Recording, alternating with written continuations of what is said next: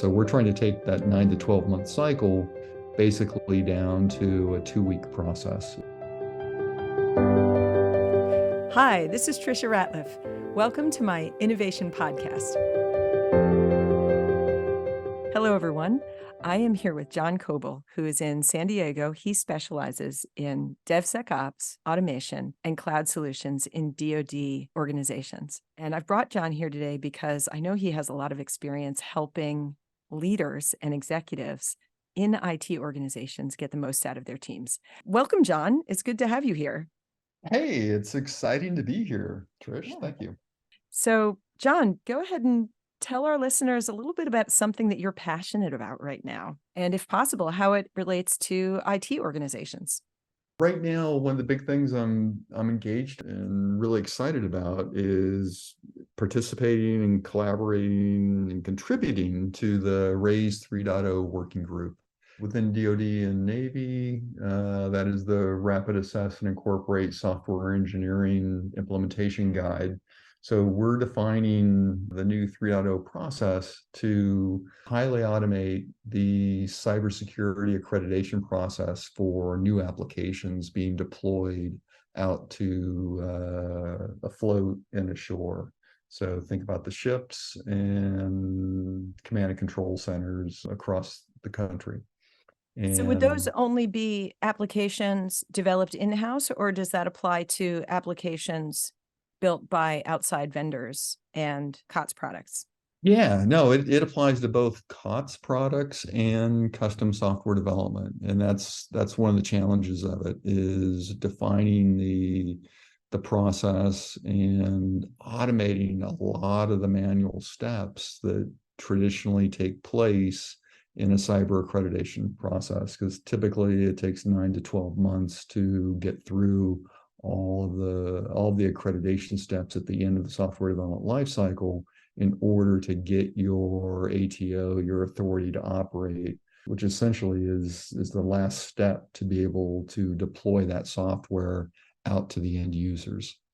And so we're trying to take that 9 to 12 month cycle basically down to a 2-week process. If you think about it, one agile sprint.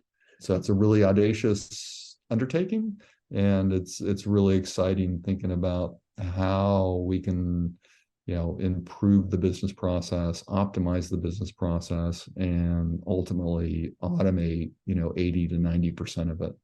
That's great. So what are some of the biggest things that have gotten in your way, and how have you removed those impediments so far? I recognize that this is an in-process project. Yeah, gosh, boy, there's a lot of impediments, and I'd say just thinking about one or two of them initially, it's about culture change and process optimization, I'll say.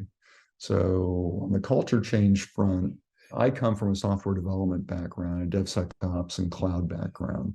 And so I'm all about automation and doing things in a fully digital life cycle, I'll say, right?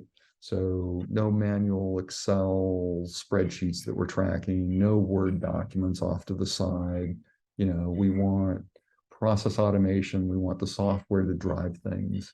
But when we talk about the cultural change, a lot of the authorizing officers and the ISMs, the security managers that we're dealing with, cybersecurity folks, they come from a highly structured, highly rigid manual process background. I mean, if you look at RMF today, right, it's basically a series of checklists of cybersecurity plans. Yeah. And you They're review. built on the old assumptions. Exactly. They're built on the old model and everything.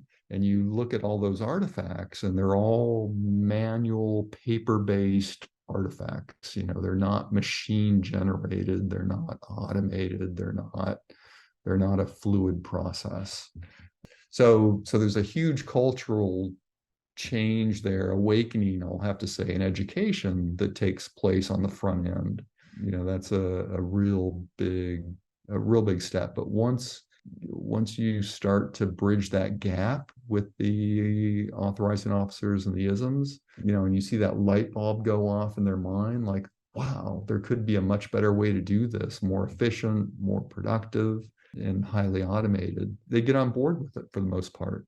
Where the big resistance comes in, I'll say then is midway or towards the end of the business process optimization, is they realize or they recognize that, whoa, my entire workflow is going to change.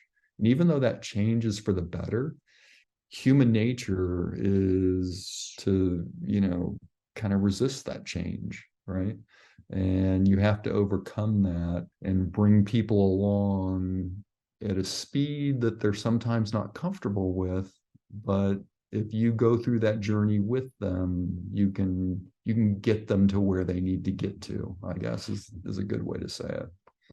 And that's pretty exciting because when they start to grow and they see the new way working, and they're going to have to learn. We live in a continual learning society.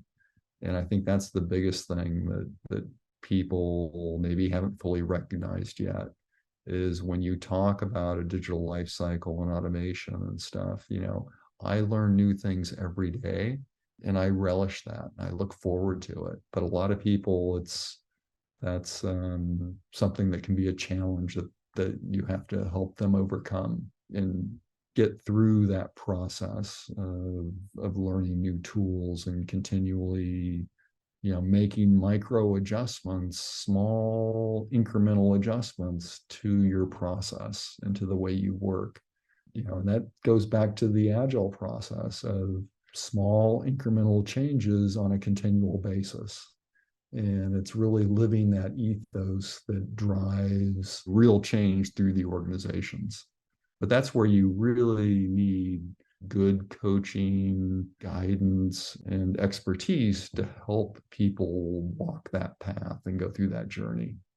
The carryover into an IT organization would be, what I've seen in the past with some small groups and IT operations is, if you can do some value stream mapping or some business process optimization and just start with one or two processes that go end to end that you can actually link it to value that would be received by the end customer, and look at how to streamline that operation so that you can resolve tickets in maybe, half the time or a quarter of the time that it previously took for a certain operation.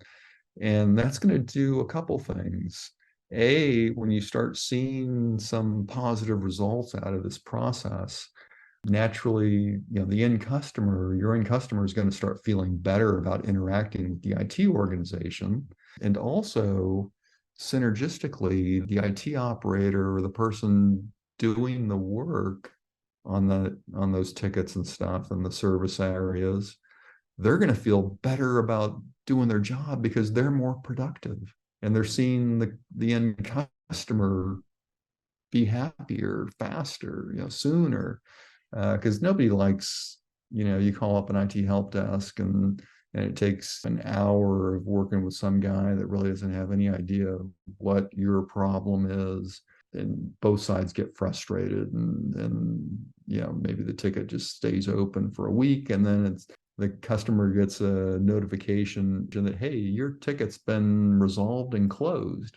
And you're sitting there scratching your head going, they didn't fix anything.